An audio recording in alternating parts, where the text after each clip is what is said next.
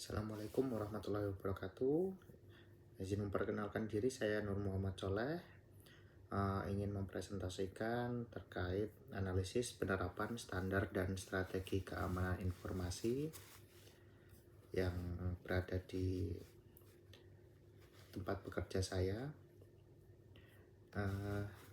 Pada presentasi ini saya akan membahas penerapan standar dan strategi keamanan, yaitu pentingnya keamanan informasi, bertujuan agar menjaga 3 aspek utama, yaitu confidential atau menjaga kerahasiaan data, integrity yaitu memastikan data tidak diubah secara tidak sah, dan availability yaitu memastikan informasi dapat diakses ketika dibutuhkan.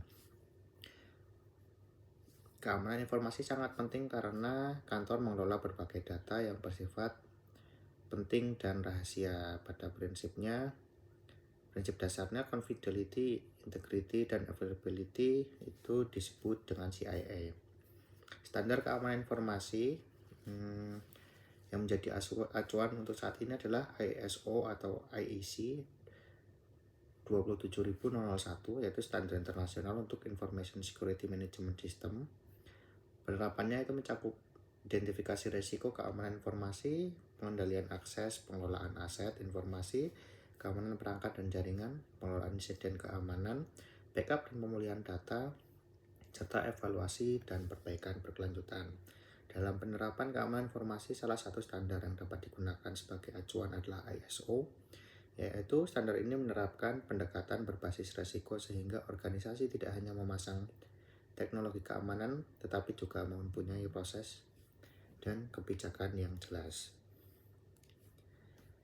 Strategi keamanan informasi di tempat kerja yaitu meningkatkan awareness pegawai, edukasi phishing dan social engineering, penggunaan password yang aman secara berkala, diganti secara berkala, kemudian pembatasan akses berdasarkan tugas.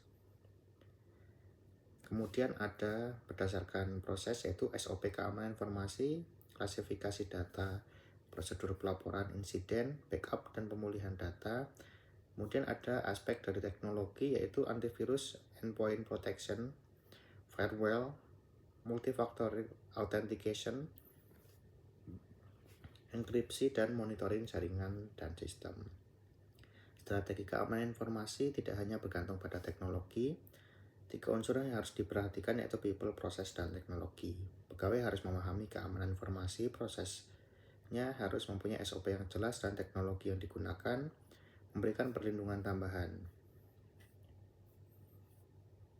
Analisis kondisi dan risiko. Risiko utama dan strategi penanganannya: 1. Yaitu phishing, dampaknya terjadi pencurian akun. Strategi penanganan yaitu dengan edukasi dan MFA yaitu multifactor authentication. Kemudian risiko kedua adalah kebocoran data. Dampak yang ditimbulkan yaitu hilangnya kerahasiaan. Strateginya adalah akses kontrol. Risiko ketiga adalah malware, dampaknya adalah gangguan sistem, dan strateginya adalah endpoint protection. Kemudian risiko selanjutnya adalah salah kirim dokumen. Dampak yang ditimbulkan adalah data diterima oleh pihak yang tidak berwenang atau tidak seharusnya. Strateginya adalah verifikasi penerima. Yang kelima adalah kehilangan data, dampaknya gangguan pekerjaan. Strateginya adalah dengan di backup. Kemudian risiko yang terakhir adalah akses tidak sah. Dampak yang ditimbulkan adalah penyalahgunaan informasi, dan strateginya hak akses berbasis dengan kebutuhan. Kesimpulan, keamanan informasi bukan hanya tanggung jawab bagi IT, tetapi merupakan tanggung jawab seluruh pegawai. Keamanan informasi ini bukan hanya masalah teknologi, tapi tanggung jawab seluruh pegawai.